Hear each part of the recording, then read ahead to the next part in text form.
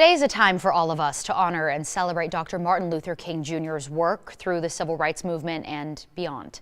But we know there's still so much more work to be done. Here to talk about that and the importance of MLK Day is the Executive Director and Board President of the Idaho Black History Museum, Philip Thompson. Philip, thank you for joining us. Thank you.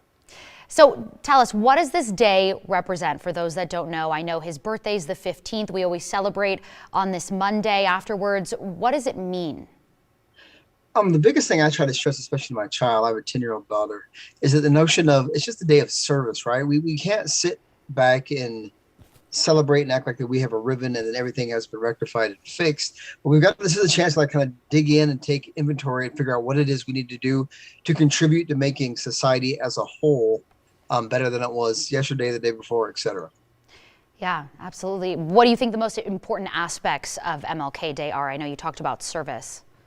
Yeah, I think the biggest thing is like this notion of one thing that he really stressed is our inability to live with one another, as he said, as brothers and as sisters as well, that we've gotten to such a place currently that everybody is quick to be offended or try to attack whatever they perceive to be the other. That would be a source of dismay to Dr. King. And that's something that we can each work on, like on a daily approach. They really we're in dangerous need of doing so. I'm so glad you touched on that, the other. There is this fear of the other, and so much stems from that.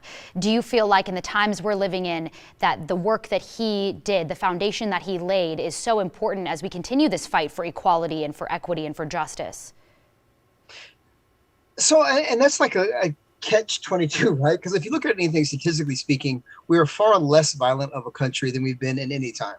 Yeah. And so those are all positive things. But the rhetoric that couples that lack of acts of violence has gotten more and more incendiary, and it will precipitate violence if it continues.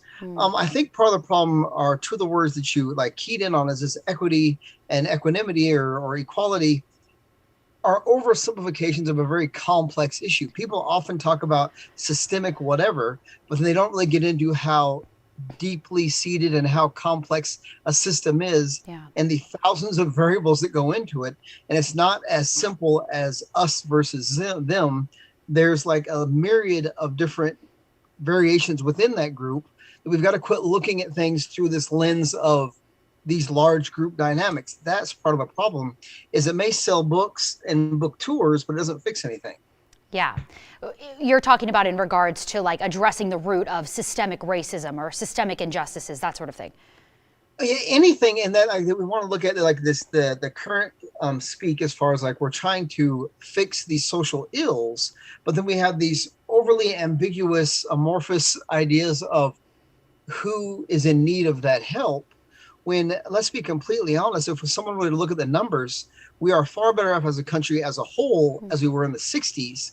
And the numbers are not so vastly driven by ethnic differences, but much more by socioeconomic differences. So if you really want to rectify these issues, we need to get to the economics of these problems and work from there and not use this group approach. Okay, that's interesting. Sort of switching gears related, but we mentioned earlier in the show, so we do want to make sure we touch on this. Talk a little bit about the Idaho Black History Museum's partnership with the Red Cross to address this crisis level of blood shortage.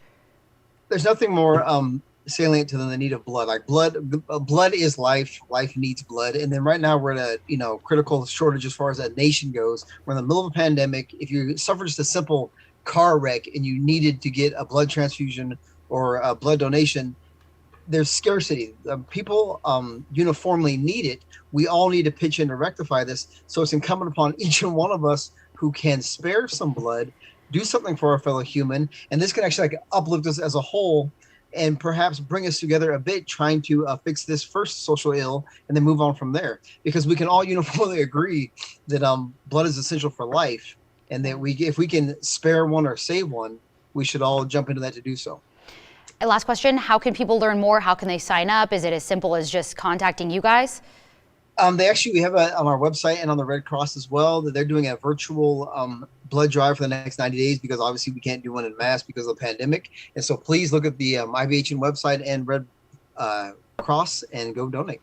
Okay. All right. Philip Thompson, thank you so much for the time today. And we know you guys have an event with the Wassmuth Center for Human Rights tonight.